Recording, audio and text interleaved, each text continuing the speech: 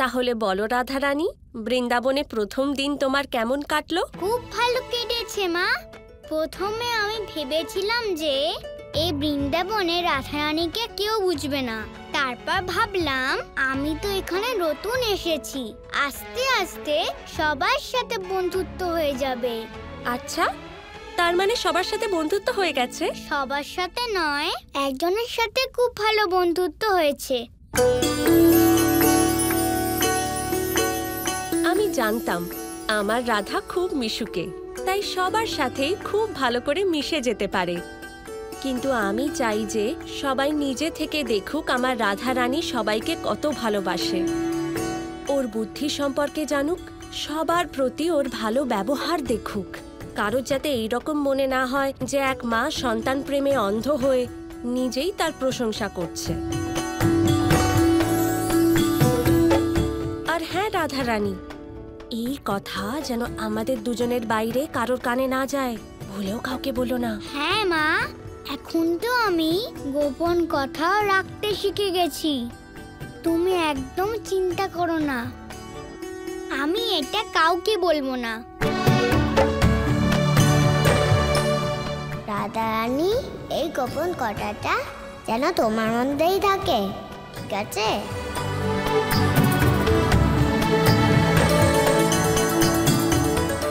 মা, একটা কথা বলো, আমাদের গোপন কথা আমরা কার কাছে কি বলতে পারবো? আমরা আমাদের গোপন কথা তাকেই বলতে পারবো যে আমাদের কাছে বিশেষ,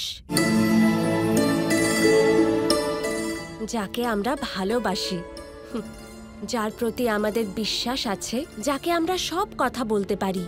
আচ্ছা, কিন্তু রাধারানী, তুমি এই প্রশ্ন করলে কেন? আমি ছাড়া এমন কে আছে যে তোমাকে গোপন কথা বলছে? কে সে? বলো বলো। কেউ না মা, আমি তো তোমায় এমনি জিজ্ঞেস করছিলাম। মা, আমার এবার খুব ঘুম পেয়েছে, আমি ঘুমাই।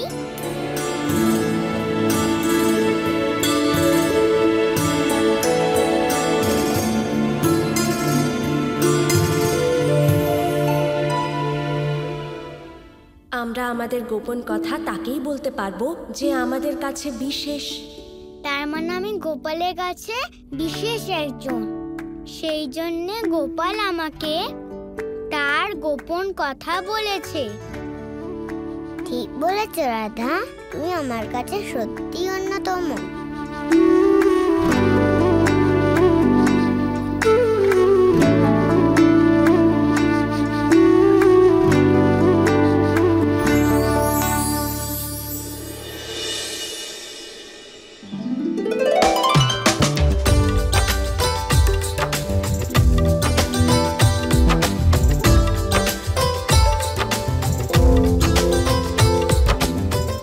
আরে বাহ, আজকে কোনো বিশেষ দিন, সমস্ত গ্রামবাসীকে ভোজন করানো বা কোনো উৎসব আছে? কীর্তিদা, এই পরিমাণ মাখন আমাদের এখানে রোজ তৈরি হয়।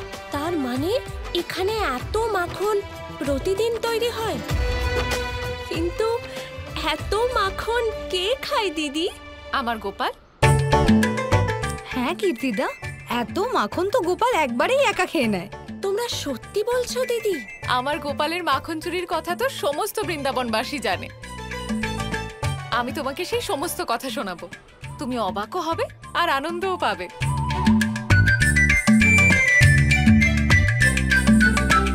নন্দমশাই, আপনি এসে গেছেন? আমি জল নিয়ে আসছি। রোহিণী বৌদি, থাক। আর্য, কি হয়েছে? আপনার মথুরা যাত্রা কেমন হলো? আপনার আর বৃষভানু মশাইয়ের কংসের সাথে দেখা হলো? যাত্রা শুভ হয়েছে, আর মহারাজের সঙ্গেও দেখা হয়েছে। তাহলে মহারাজ কি বললেন? উনি আমাদের সাহায্য করবেন? হ্যাঁ বৌদি, মহারাজা কংস বন্ধু বৃষভানুকে বর্ষণা নির্মাণের প্রতিশ্রুতি দিয়েছেন।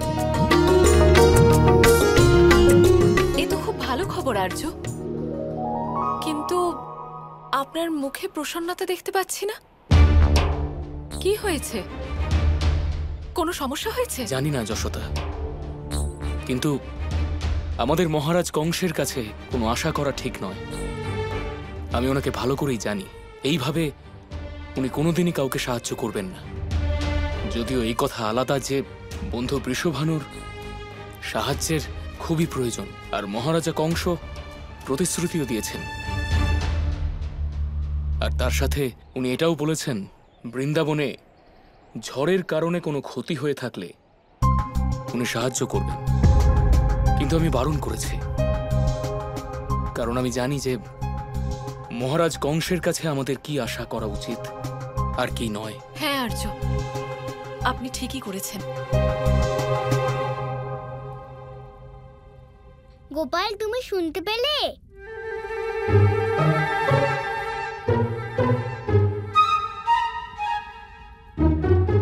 সবার কথা শুনে মনে হচ্ছে যে তোমার কংস মামা খুব একটা ভালো মানুষ নয়। মামা তো আমাদের সাথে একটা খুব বড় খেলা খেলতে চলেছে।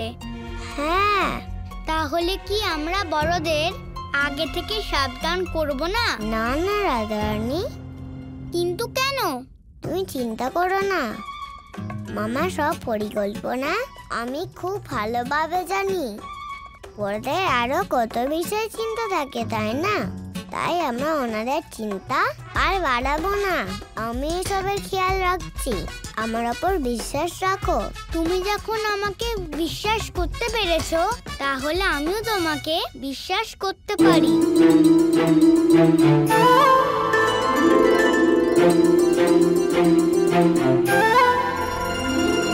আর হ্যাঁ, মনে রাখবে এই কথাটা গোপনীয়। এখন তো আমায় গোপনীয় কথা গোপন করে রাখতেই হবে। এবার চলো, আজ তোমায় আমার বাকি বন্ধুদের সাথে বন্ধুত্ব করিয়ে দেব। ওদের তোমায় রাধারানী রূপে মেনে নিতে হবে। হ্যাঁ, কিন্তু কি? ওরা আমায় রাধারানী বলে ডাকবে? অবশ্যই মানবে। আমি ওদের রাজি করাবো। তোমার ইচ্ছা তো আমার জন্য আদেশ। মহারাজ কংস আমাকে আদেশ করেছেন, শীঘ্রই সবাই বর্ষণা যাবার জন্য প্রস্তুত হও। ওদের যা সাহায্যের প্রয়োজন করো, যা প্রয়োজন দিয়ে দাও, ওদের বিশ্বাস অর্জন করো। তারপর ওখান থেকে বৃন্দাবনে যাও, আর বৃন্দাবনে গিয়ে ওখানকার প্রধানের বাড়ি উপস্থিত হয়ে রাধার ব্যাপারে সমস্ত সংবাদ আমাকে এনে দাও। রাধার সম্পর্কে আমি সমস্ত কথা জানতে চাই। মনে রেখো, কোনো ভুল যেন না হয়।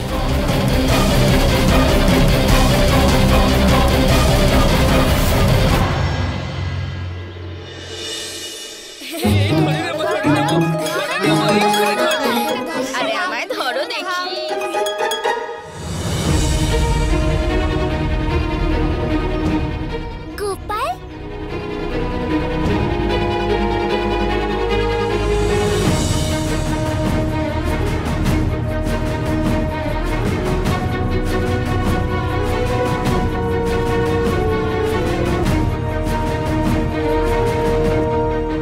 গোপাল, রাধাকে এখানে কেন নিয়ে এসেছে?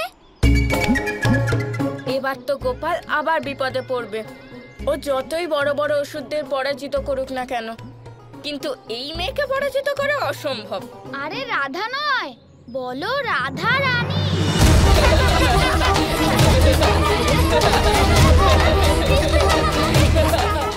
রাধা রানী হোক বা অন্য কেউ, নিজেকে যে রানী ভাবে সেই দলের সদস্য হতে পারে না। গোপাল, তুমি তো আমায় বলেছিলে যে আমার ইচ্ছা তুমি আদেশ স্বরূপ স্বীকার করবে। তাহলে এবার বন্ধুদের বলো আমায় রাধারানী বলে ডাকতে।